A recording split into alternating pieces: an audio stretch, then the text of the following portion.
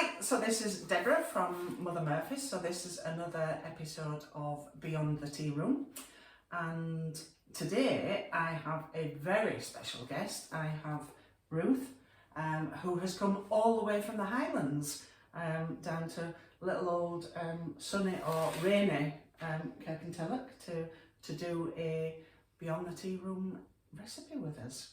And so, do you just want to introduce yourself, Ruth? Yeah, hi, my name's Ruth. I'm usually known as RKJ Adams when I'm talking in the writing world, and my first book was Wasn't Me, Miss. Okay, and we'll talk a little bit more about that. So the recipe that we're doing today is from my first book, which was the Magical Tearoom on the Hill, which is Recipes, Tales and Adventures. And Ruth picked from this, she picked to do flapjacks. So why did you pick flapjacks? Well, first of all, I like flapjacks, but I have tried to bake flapjacks many times and they always end up too dry. So I want Mother Murphy's recipe for success so that I can make beautiful flapjacks. No pressure there then. No pressure there. So I was a little bit traumatised actually yesterday because when Ruth said that she wanted to do flapjacks, I was like, well, that's good. I'll get all the ingredients that I need, I'll get the oats and everything, and I'll get the Cadbury's dairy milk to be able to dunk it in. And I was talking to her yesterday and she said, you don't put chocolate on flapjacks? I was like, of course you do. You know, so we are not dunking flapjacks in Cadbury's dairy milk, which is what I would normally do. So I have... But you've got that option. You have got that option. So I now have a great big bar of Cadbury's dairy milk. I'm not really quite sure what I'm going to do with it. We could do something afterwards. We could do, yeah. And to add to my horror, Ruth decided that she wanted to put fruit in her flapjack. And I was like, okay. Yeah, so in a tea room, I would have done a plain flapjack for people who didn't like fruit. And then we had our fab slice, which was like a very posh flapjack, and it had everything in it. So I have, because you've come all this way, I'm not going to dunk my flapjacks in Cadbury's dairy milk, and I'm going to add sultanas to them. Okay, so what we'll do is we'll get going. So we're making ours in a very big tray, and what I do is, do you want to just grease that, just lightly, because I always use parchment paper. Parchment paper is like magic, and if you use that, nothing sticks to it. And do you grease the parchment paper as well? No, if you were using, this is a really odd thing, if you were using grease-proof paper, you would need to grease the grease-proof paper. And this is where I get mixed up with it, papers? Yes. But if you use parchment paper, you don't need to. And the only reason I'm getting you just to put a little bit of grease in that a little bit is to make the parchment paper stick. Oh, okay. That's the only reason. Yep. I'll take that off. Yeah, thank you. There we go. Thank you. And all we're doing is we'll just cut it to roughly the right size. And we're making it so that it goes down the edges, so that when it's cooked, we can just lift it out. So what's the difference between parchment paper and greaseproof paper? When would you use one and not the other? You could use them both, but you would have to grease the greaseproof paper. Yeah, okay. So the benefit of parchment paper is you don't have to grease it, just the underneath the paper. It's a little bit more expensive. Yeah. You don't even need to use parchment paper or greaseproof paper. You could run the risk of your stuff sticking to whatever, but you know, let's use those. Let's make it easy. Yes. I think I've tried parchment paper. Yeah, parchment paper's good. Yep. So we'll just pop that to one side. Flapjacks are the easiest of recipes. So in here we have 375 grams of golden syrup. We have 375 grams of butter and 375 grams of dark brown sugar and 700-ish 700, was it 700 or 750 grams of oats? Yep. And because Ruth wants to add them in, we have some sultanas.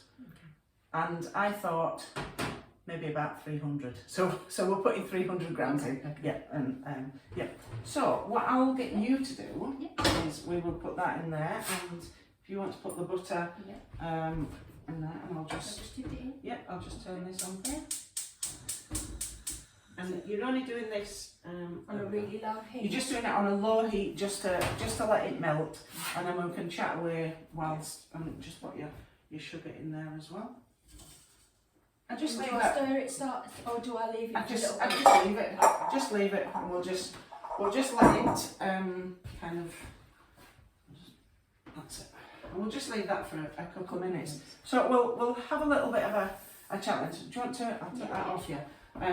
Do you want to get your book again then? So tell us a little bit about yourself then, Ruth. You didn't just wake up and think I'm going to write a book called Wasn't Me. No. I had dreamed about writing a book for many years, and it was a childhood dream of mine to write a children's book, and I thought that would be the avenue I'd write on. But life takes different turns, doesn't it? Mm-hmm. And I became a teacher for many years. I was a teacher for 35 years, and life got in the way. Being a teacher, I was far too busy to write anything. So this was not up in Scotland, apart was from it? reports. Well, I lived for the first 40 odd years in the West Midlands and in Derbyshire towards the end of my time in England. And then we moved up for a job in 2011. Okay. And I became a cluster head teacher in the Highlands. And So what's a cluster head teacher? a cluster head teacher is somebody who's got more than one school. So I was the head teacher of two, what were considered small rural schools. The one school had got about 50 pupils, no, it was 30 odd when I first started, 32 pupils when I first started, and the other one had got 7. So obviously with financial cuts, councils now can't afford to have a head teacher of 7 children and a teacher. In the old days there would have been a teacher who would be the head teacher as well in that small rural school, but times went on and financial cuts. What's the least amount of pupils a school could have? Well, they've sort of put a cap on about 5. So if you've got less than about 5, your school is in danger of closing, really. And that's Is that the same in England, or is it you more wouldn't because get it's you rural? wouldn't get small Just because schools it's in rural. England. Yeah, Right. and it was rural. Okay.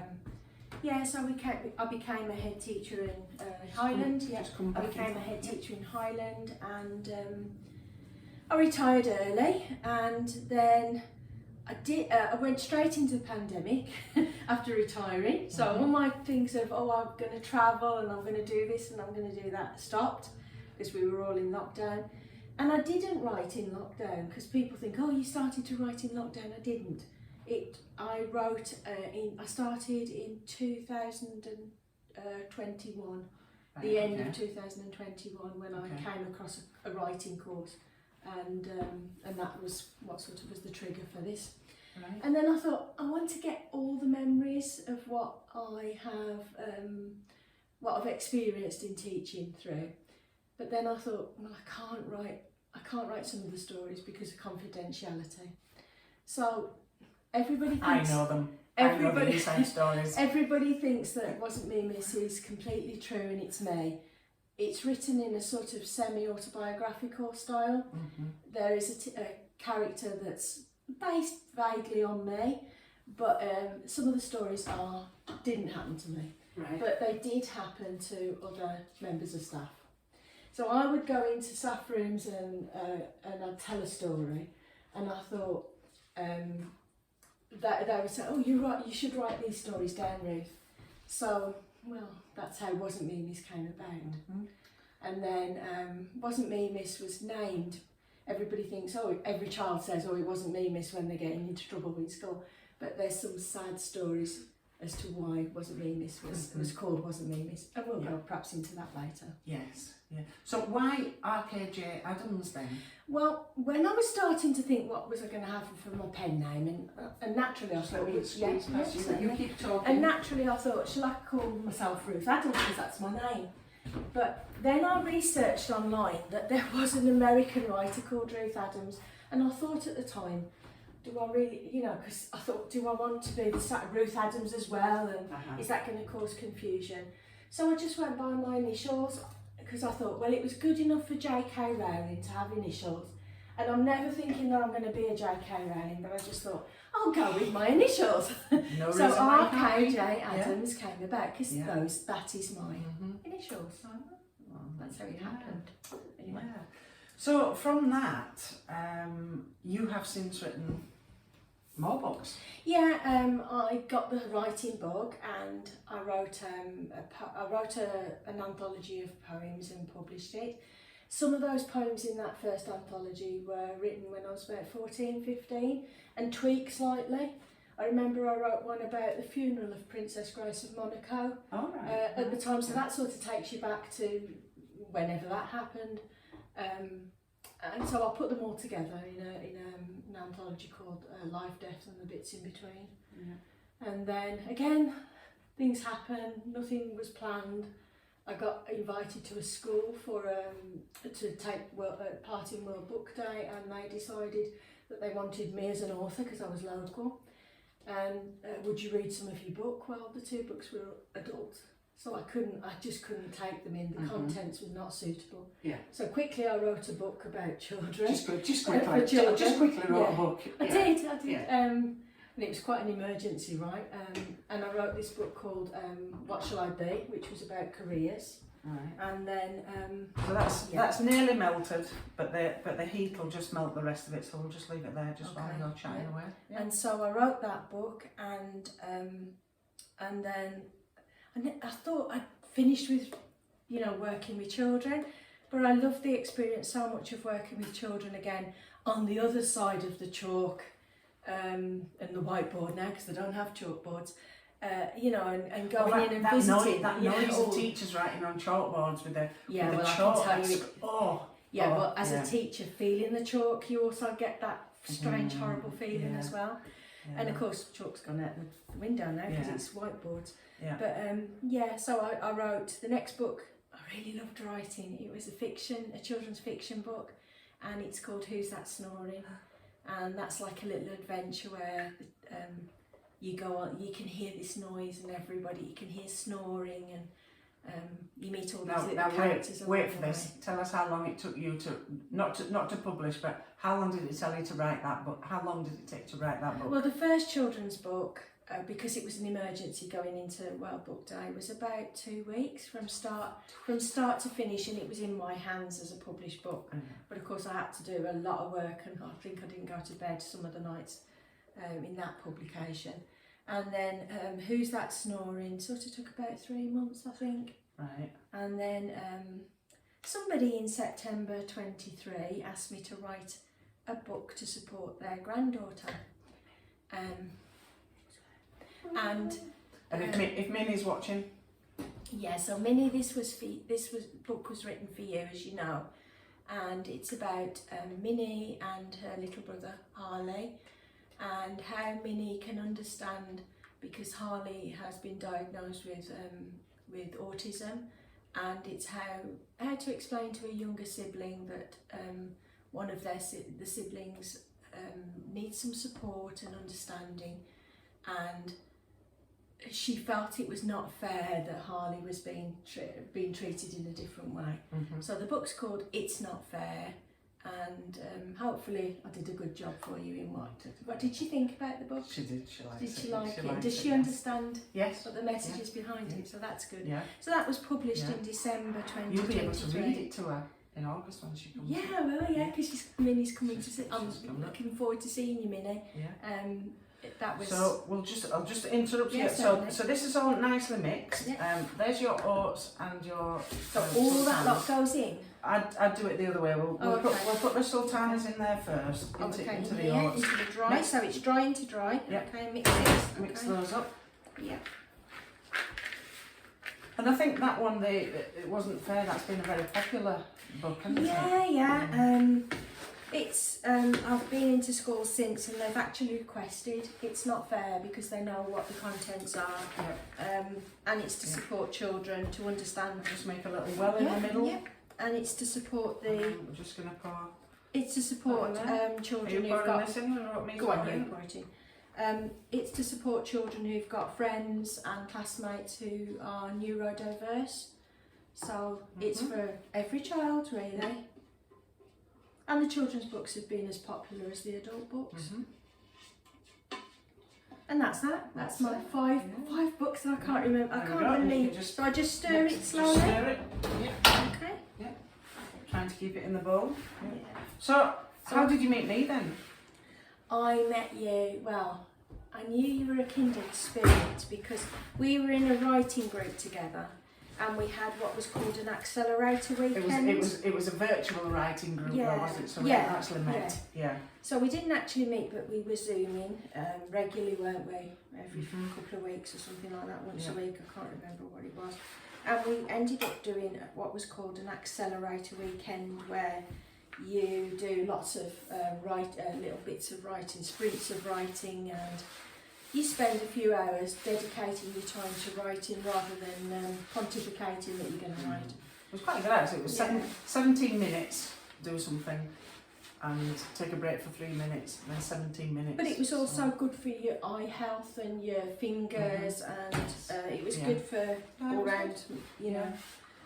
Looking after yourself healthily, because writing can be quite a soulless task, and you can sit at your laptop for hours and not realise that you've got to scrunch back. As everybody knows, because it wasn't that long that Mr. M and Florence threatened to divorce me because I was spending too long writing and not doing other stuff. So what attracted me to Debra was that she posted on our group's Facebook page that she showed a photograph of all of her snacks that she was getting ready for the accelerator weekend. Tell us a list of what you so they were really so healthy. Mr. Murphy went for. Yes, Mr. M, he's my personal shopper, and he went out and I said, I just need a few snacks just to keep me going. So we're just mixing it all so that they're all mixed in. And he came back, knowing me, so normal people would have had sort of apples and bananas and stuff like that. So he came back and I had Maltesers, Cadbury's Dairy Milk, Flakes. Well, I was gone on the Maltesers. Everything. If you name it, he brought me that. There was some licorice all sorts as well. Biscuits, chocolate biscuits. There were chocolate biscuits as well, and they were. I didn't eat them all in the one day, honest. So that was it. And I guess your snacks kind of tell people a little bit about you. People were quite horrified, and there were some people that were shocked and were sort of like, oh, you can't be eating all of that in a weekend. And I was like, go on, girl. So I knew she would be a kindred spirit. Right, so we're going to pop all that into there. Okay. I think it's mixed up, isn't it, enough? Yep. Okay. So we'll just... Yep, just pour it all in, scrape it all in.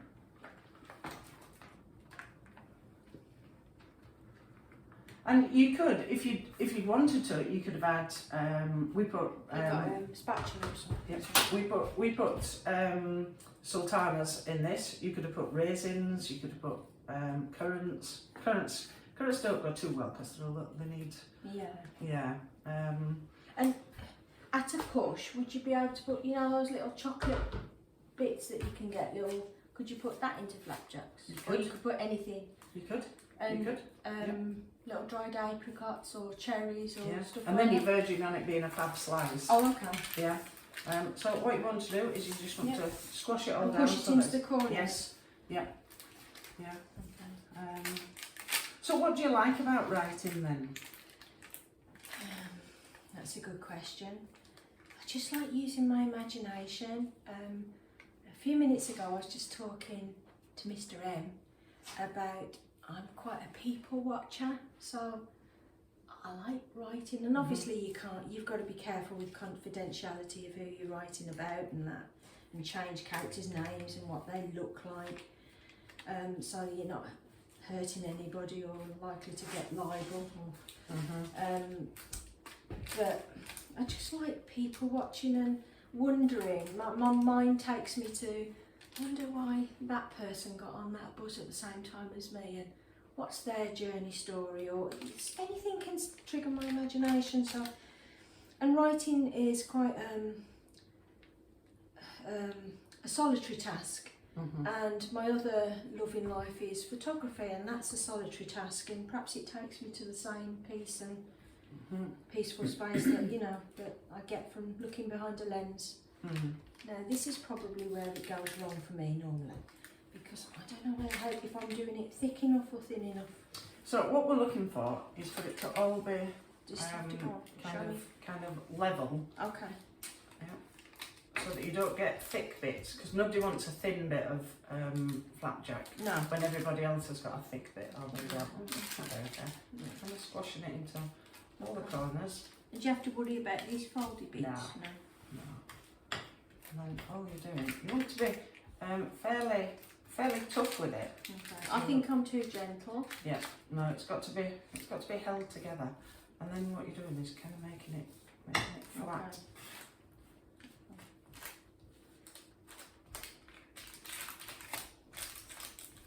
So, how long does this cook for? So this cooks or bakes for about 20 minutes. Okay. Depends how you like it. If you like it chewy, about 20 minutes. If you like it a little bit tougher, put it in a little bit longer. What's your temperature? So I'm putting it in at 160. Is that for a normal oven or a fan oven? That's a fan oven, so about 180. I'm cooking it at too hot a speed, hot a temperature. That's what my problem is. Yeah. And because I put everything on at 200 in a fan oven. So what we're going to do is we're just going to mark it. What that was? Just the book. We're just going to mark it before it goes in the oven. This is my toy, so that it makes. That's fancy. But so if I haven't got this, just a knife. Yeah. 1, 2, 3, 4, 5, 6. So I would do it 6 by 6. Oh, okay. And it gives equal slices then. All right. So, and you just at this point you're just marking it. Okay. So you don't have to press too hard. You're just making an indentation. And then we'll do that by 4. So we'll get about 24 pieces out of this. And you do it yourself, but I just do that for me marking, and then that will leave enough line to. I'm just going to remark it now. Yeah. With a little knife. Squash that back out again. Just you're kind of marking it all the way, because if you don't, you'll end up with one big flapjack that you won't be able to cut. So anybody that's not watched 2 minutes ago will think she's really good at marking things, isn't she? Exactly. Because they won't have watched me. You might not see the lines, but there were lines. Yeah. And it doesn't matter how big you make them. As long as they're fairly even. Yeah. Well, if you're making it for yourself, it doesn't even matter. And the smell, obviously you can see it, but the smell is. Oh, it's really treacly. Yeah. I think I'm not putting enough treacle in as well. So it's golden syrup that we're putting in here. Yeah, I usually use golden. But you could make it all. You could put black treacle in instead of golden syrup, or you could do half and half. But I just went for the all treacle. And what's the difference? Would it just make it a darker colour? A different taste. Oh, a different taste. Oh yeah, because it's quite bittery. I always think it's a bit bitter. Yeah, I always think that thinks me more of a bonfire night when it's black treacle. Yeah. And is that what you use for your park? Is it parking? For yes. parking. Okay. Parking. Yeah. Okay. Right. Okay. So we're going to take a little break now, because we're going to put this in the oven and we're going to bake it for 20 minutes, and then we're going to come back and we're going to let you see how it looks, and then we're going to sit and we're going to have a cup of tea and a piece of flapjack.